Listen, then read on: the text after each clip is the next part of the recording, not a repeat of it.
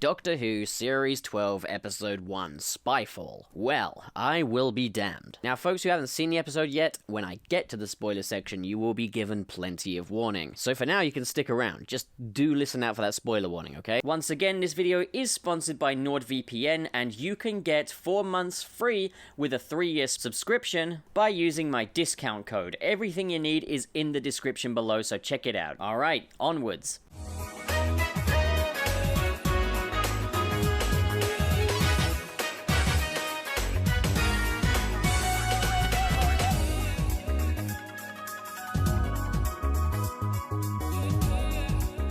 So, Spyfall. I went into this with low to zero expectations, to be honest. Over time, Doctor Who has definitely lost its magic. As a matter of fact, I wasn't even thinking about watching this episode until my buddy Who Chaser said big things happen in this episode, so I was like, okay, I will give it a go. And I gotta say, well done Chris Chibnall and all involved. This was a huge step up. Now, that's not to say it's perfect. There was a number of elements of this episode that I just kinda had to roll with. So this episode marks the beginning of the second season of Jodie Whittaker's tenure as the 13th Doctor and Chris Chibnall's tenure as lead showrunner and writer. So for the sake of context, I'll say this: Series 11, the previous one, I didn't like that season at all. I found the episode premises to be weak, I found the dialogue to be mostly expositional, which was a problem to me as a large part of Jodie Whittaker's 13th Doctor persona was kinda that she's a bit of a chatterbox. When you've got a character that's already a chatterbox and they're talking exposition constantly, it becomes quite a gauntlet to get through. Worse yet, the companions had very little to do other than just kind of stand around and ask questions. For me, your episode is only as good as your leading characters, and I'm happy to say that this issue has been addressed with Spyfall. Not perfected, but definitely improved. The 13th Doctor's first impression in this episode is not good. In the space of about 10 minutes, she says fam, mates, gaff, gang, repeatedly. I cannot stand this whole assimilation of working class lingo that she's doing. I don't mind it in an isolated incident where the Doctor's trying to be down with the kids, but this seems to be a part of her character and it's what they led with here. Fortunately, A, the storyline actually gives her a reason to kind of sober up and be a little more serious, and B, Ryan and Yaz actually split off from the Doctor and Graham in this episode, which means we get to see a kind of a new character dynamic that we haven't really seen much of at all in this episode, and we get to learn a little more about who Ryan and Yaz are. Graham assists the Doctor in this case, which makes scenes with the Doctor a lot more bearable. I do hate to say it, but I do still think the 13th Doctor is the worst thing about this episode, but fortunately there's enough else going on in this one, and the Doctor plays more of a small role in this episode, for it to be a lot more palatable. And this is no kind of a strike against Jodie Whittaker or anything. Like, for what it's worth, she plays this role well. I just wish she wasn't playing this version of this role. I wish the 13th Doctor had a different characterization, because I just find this one to be a little bit wince-worthy. As I say, in that back half, it does seem that she evens out a little bit. There are moments in there though where it kind of feels like she's kind of a child within the group, and the group are kind of giving a funny look, so they're kind of in on it. There's self-awareness to it, but I just really appreciate if we could really branch away from that a little bit and explore some darker sides to Jodie Whittaker's Doctor. If we could see something a little more brave. Either that or take some opportunities to actually properly explore her newfound femininity. Obviously though, that's something later down the line, because this episode is too jam-packed for that to come into place, which is a good thing. This episode has a lot to it. Now then, a lot of details are given out through exposition. It can be a bit wordy still, and that's something I do have a little bit of a problem with, but it is at least an improvement on what came in Series 11, partially thanks to the scope of this episode. We're going between a lot of different locations. Part of me still pines for the idea that an episode like this could be done, but rather than different countries being the locations, they're different planets, and their different planets are all in communication with one another, you know, because they're alien planets. They can reflect Earth a little bit, why not? You know, you've had Necros. But for what it's worth, we're kind of lucky that the episode is as big as it is. And I realize that's kind of me giving the show a bit of a participation trophy, to be honest, but I was entertained by this. There are also some really great performances in there from Lenny Henry and Stephen Fry, as well as Sasha Dhawan as Sam, who's kind of like an intel agent in Australia. He's a really good character, and he plays it really well. Graham, as always, of the companions, is kind of the highlight, and there are a few very brief moments between him and Ryan Ryan that I really, really enjoyed. And you know what I also kind of liked about this is it wasn't too hesitant to be a little bit cheesy. Like, I think they overdid it a little bit in the third act when the Spyfall stuff really gets going, but it at least kind of feels a bit more like Doctor Who, you know? It kind of has this identity back. So I guess I'll go with the spoiler-free plot synopsis. There are kind of these aliens that are targeting spies around the Earth, and they got some seriously evil intent, so it's up to the Doctor, Ryan, Yaz, and Graham to go around the world gathering information on this, intel, trying to take them down. You know, standard fare Doctor Who. Now, while I can't really applaud this for originality, it does at least have personality again. It is at least entertaining. It is kind of a return to form for Doctor Who. Story for this standalone two-part story, which obviously we're yet to see play out, but for now, they've laid down the foundations nicely, and there's not a lot for them to really, you know, screw up. But I will say this, it gives way for exciting things to come, and I hope they can bring that home properly. I'll also say this, as a two-part opener, as that single first part, they handled it a lot better than The Magician's Apprentice and The Witch's Familiar. I'm sorry, but like, obviously I enjoy those episodes in spite of them being very problematic.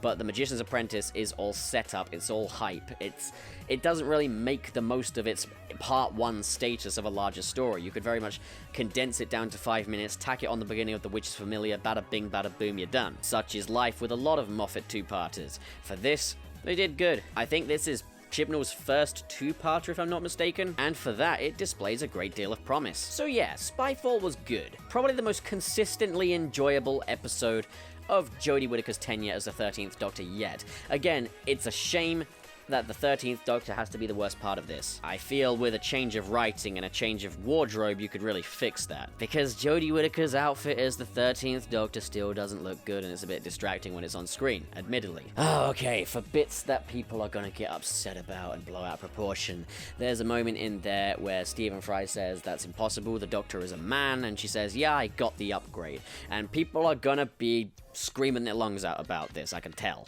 To be honest, I just see it as the 13th Doctor's brand of humor. Sure, I find it a little grating, but I find it a little grating whenever she tells jokes in this, so hey. It could be the most basic apolitical thing you've ever heard of, and it would still be a little bit irritating. Okay, guys, now's your time to get off if you haven't seen the episode already, because we are going to the spoiler stop. Right, so I don't suppose the white light people, whatever they're called, they're pretty similar to the boneless, so I might just call them that. The boneless. I don't suppose they're gonna be the major villain of the next episode, because obviously elephant in the room, turns out Sam's actually the master. Now that I wasn't expecting. Sasha Dewan is the new master. You guys will forgive me if I'm pronouncing that wrong, okay? And you know, it's kind of interesting. I think this was deliberate. There were times when he kind of let on while he was still in his Sam persona, you know? You could tell there was something a little bit shifty about him, especially his reaction to when Jodie asks, do you want to have a look in the TARDIS? Now, I think also part of his immediate reaction is because he's done a lot of research on the Doctor. But I still took that as kind of, oh, that's too quick. That's too quick of a reaction. There's more to this guy than meets the eye. But I wasn't expecting him to be the master, Jesus. Now, the reveal is kind of interesting because obviously the Doctor's up there on that plane trying to come up with a plan, and it basically requires for him to run. And he basically says, oh, I lost every race at the school sports day. And it's like, well, that's not correct because your records show otherwise. And it's like, oh, okay, I guess I broke character. Oopsie doopsie poopsie. And I kind of just thought, nah, you could have rolled with that a little bit longer. What, you wanted to find out then, or? But, yeah, I think this whole story was a trap in that case. But it's also kind of a little bit weird how they've portrayed the Master here, because he goes from the transition of Sam, who's quite just a normal guy, really. And then when he turns into the Master, it's suddenly almost choking on laughter, going completely over the top with what an unhinged psychopath this Master is. And he plays it really well. I had tiny little echoes of Jerome Valeska in there. Kind of always thought this guy would more suit a Jeremiah Valeska sort of thing for the Master, obviously, but hey, this is the direction they're going in, clearly. And that's fine. That's, you know, I think it's just kind of a modern Doctor Who thing now for the Master to kind of act a bit more like the Joker rather than being kind of more calculating. And I think him, you know, being a murderous psychopath, it highlights kind of a long-running issue that I do have with Doctor Who as far as continuity is concerned, is how many times is the Master gonna get a redemption story only to go back to his or her old ways next time we see him with no explanation as to why? John Sims' Master redeemed himself at the end of time. God, that's a tongue twister. And then suddenly, boom, Missy's Capaldi's here, and she's all cackling and evil and killing Osgood. But she gradually develops a form of compassion over the time with Peter Capaldi's Doctor,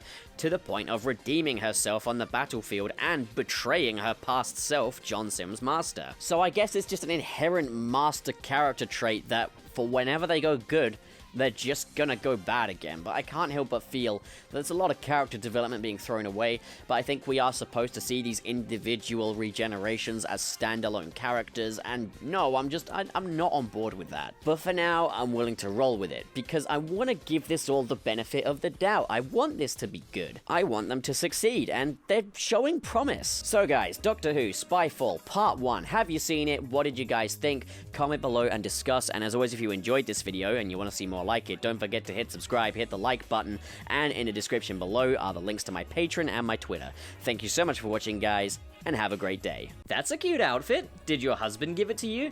Because you could get a way better costume from Zentai Zone. Check out their range of custom-made, tailored superhero costumes. Ridiculously good quality, value, and customization. Link is in the description below, as well as my coupon code CHANNELPUP, where you can get a discount off of your purchase. And while you're at it, why not get your suit designed by my talented buddy Dan from New Blood Dan's workshop? You can contact him via the link in the description below. Seriously guys, you do not want to miss out on your chance to be your favorite superhero and feel authentic and professional. And you don't want to miss out on that Channel Pup discount.